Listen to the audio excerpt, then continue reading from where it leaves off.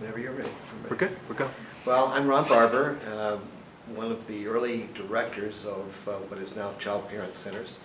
I came on board in 1971 and was there through 1974. And during that very short period of time, 3 years, we saw a lot of changes. Our headquarters was actually at a Head Start center over on First and Speedway in the back area of a church called First Christian. We had administrative offices along one side of it, and then the classrooms were separate. And since we had the administrative offices on site with the Head Start Center, you couldn't escape being involved with the kids, which was really what I was all about, wanting to make sure that I had contact with the kids and the teachers. So one of the things that we did during my tenure was to apply for a federal demonstration project grant from I think it was the Department of Education. The whole idea, and this was in 1973, maybe 72, was to see what it would take to have kids with disabilities be part of the regular school or preschool. The whole idea was an early stage of this development, this concept that if we had children with disabilities alongside typical kids, that both would learn, because the kids with disabilities would learn from their peers, age peers, and all of that. And that's exactly what happened. I'll never forget one scene. It's stuck in my memory all these years. We had the grant in place, and so we were beginning to bring in kids with physical disabilities and intellectual disabilities.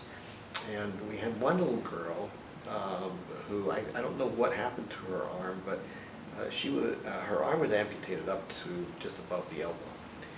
And I was observing from my office, which would look right out on the playground.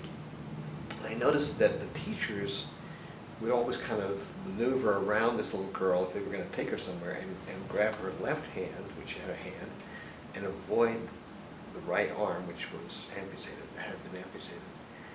And I thought, oh, okay, they're still nervous or anxious about it. And then I saw two kids come up. One grabbed the left hand and the other grabbed what was left of the right arm, and off they went to play. And I thought, that's what this is all about. The notion that we can get past the fear of the unknown when we actually come in contact with it. And for kids with disabilities, that's crucial.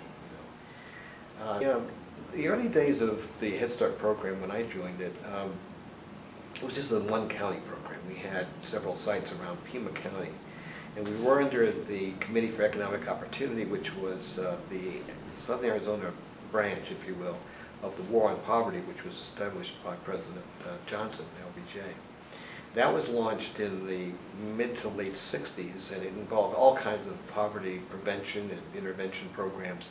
And Head Start was really sort of the crown of the whole thing, because it was getting to help families who were of limited means and their children. The other thing that it did, and I'll always be grateful for this part of Head Start for myself, my own growth, was that the requirement was that 50% of the board of directors of the Head Start program had to be made up of parents who were in the program. And there was also, I don't know if it was a requirement, but there was certainly encouragement to hire parents, to train parents, and hire parents as teachers and teacher aides. And so as I saw the parents who previously had been pretty much disenfranchised, marginalized by their poverty or where they lived, becoming leaders, chairing boards, setting up committees, working through issues with us as staff, running the organization, basically. And I learned so much from those parents because, it's important that the people who are affected by decisions are actually involved in making the decisions. And I think Head Start really opened my eyes to the great richness and wealth that can bring to any organization. And I carried those concepts into my work in developmental disability. We had all kinds of advisory councils as a result, made up of families and other people who were affected by the system. So Head Start really, for me, was one of the great learning experiences of my life. I was there almost 3 years. But in that time, it seemed like I learned enough for 30 years. And it affected my way of working, not only in developmental disability services, which I went to next, but also as Congresswoman Gifford's district director and then Congress in my own right, that you really have to make sure that the people who are going to be impacted by whatever you're doing or whatever you're proposing have something to say about it, not just something, some real meaningful input to how this thing goes. And people are, no matter what their socioeconomic standards are, as little as, they're not going to be fooled by tokenism, you know, so it had to be real. And it was real in Head Start. Parents got to make decisions.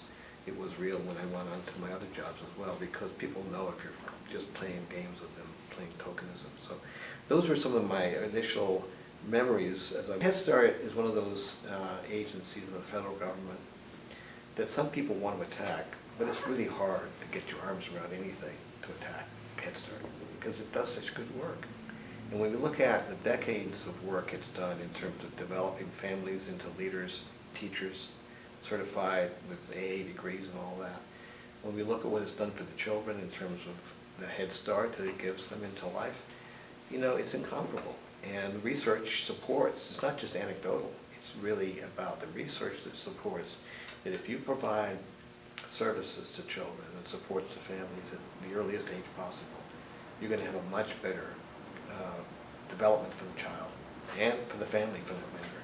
So it's launched me in a certain direction in terms of my values and principles, but it also is something that's enduring, and I think it'd be hard for anyone to really try to knock Head Start out, even though there have been some attempts. You know, I was in Congress when there was an attempt to cut Head Start's budget, and the pushback was pretty significant from families all across the country, and even some people on both sides of the aisle. So I think it's proven itself. It's got a track record that's really hard to knock, and the research supports the value that it has for children and families. And I'm just thrilled and honored that I had a chance to be in the early days of Head Start.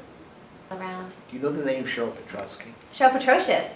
Petrocious. Sorry. Yes, Cheryl Petrocious. Where is she? She just recently retired from working with us, so she had been with us all over What these was her years. job? Human resources. She Because was. when I was with Head Start, she was the chair of the board. She wasn't an employee.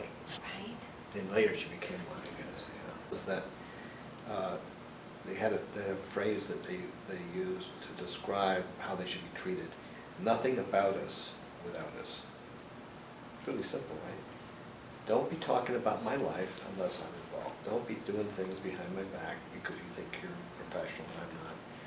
And the self-advocacy movement really is based on that, of people with disabilities. And I'll just